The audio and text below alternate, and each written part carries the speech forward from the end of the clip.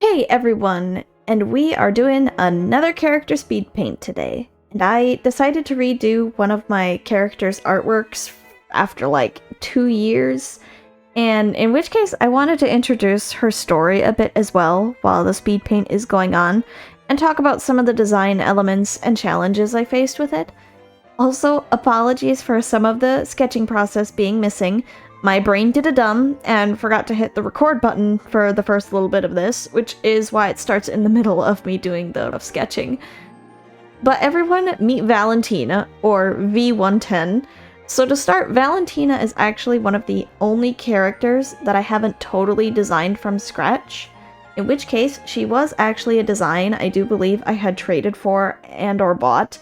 Can't quite remember the specifics on it, and the original was a pixel art of a character design I took a liking to and took a lot of interest in. As for her story in the Genshin Impact universe, Valentina is a doll/puppet, in which I remember the original concept I had for the character is that there was actually supposed to be two of them, sort of like the twins from the movie The Shining that were supposed to have been made by the Tsaritsa in Genshin, in a similar way to how Ball made Scaramouche. However, I realized the perfect candidate was right in front of me and was better suited story-wise for a puppet character, that being Sandrone. Sandrone, also known by her codename Marionette, is the 7th of the 11 Fatui Harbingers, and is most notably known for making and tinkering with mechanical creations, and so I transitioned the story more towards her instead of the Tsaritsa. In which case, Valentina is meant to be a foil to Scaramouche story-wise, and was sort of created in his image after Scaramouche joined the Fatui. Also, another fun fact, but Valentina in this latest, and hopefully last redesign, took quite a lot of inspiration from Herta from Honkai Star Rail in terms of being puppet-themed, with her entire body being noticeably jointed.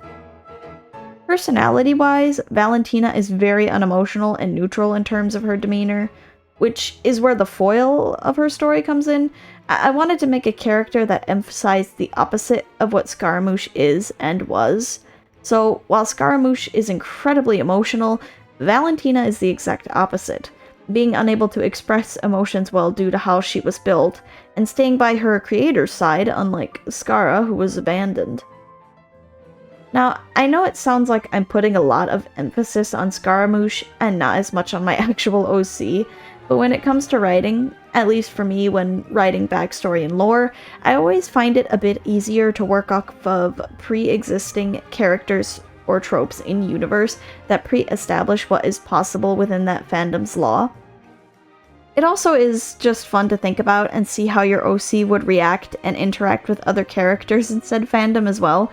and helps make a really believable OC that isn't too overpowered or doesn't fit in with the rest of the cast, so to speak. Writing a character or OC for a fandom can be a rather difficult balance since you don't want to make a character that is so out of place, and you also don't want to make an OC that is a carbon copy of another character in the universe. So it ends up being a very small line to balance on, since you want to be able to make something unique, but also familiar at the same time. Also, I do really like Scaramouche as a character in Genshin, and having Valentina as the foil or opposite of him kind of helps push both of their stories in my mind, and I feel as though Valentina takes a particular interest in Scaramouche, since she was modeled to be like him by Sandrone, which obviously didn't quite happen the way Sandrone wanted it to, since Valentina is not even close to his power level or emotionality. Other things I think should be noted about Valentina is that she has a liking towards nesting dolls,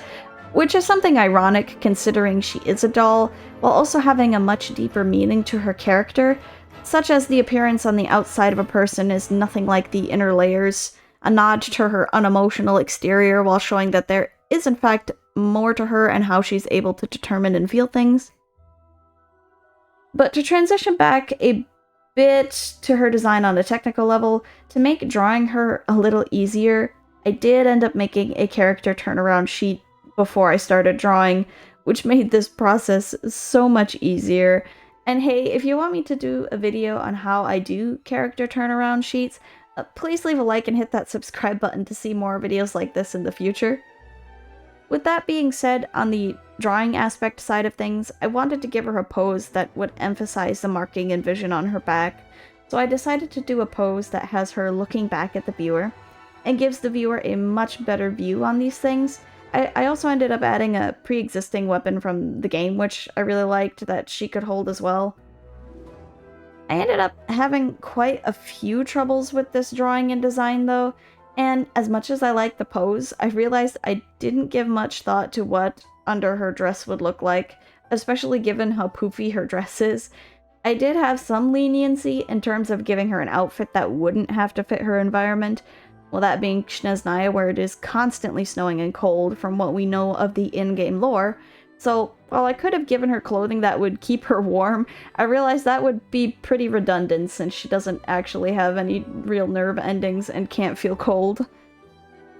The other thing that I feel like I could have done better is the rendering. Not to say I was so impatient on it, but I also did do this right before Christmas and had some other deadlines coming up on other things, so I do feel like I may have rushed it just a tiny bit.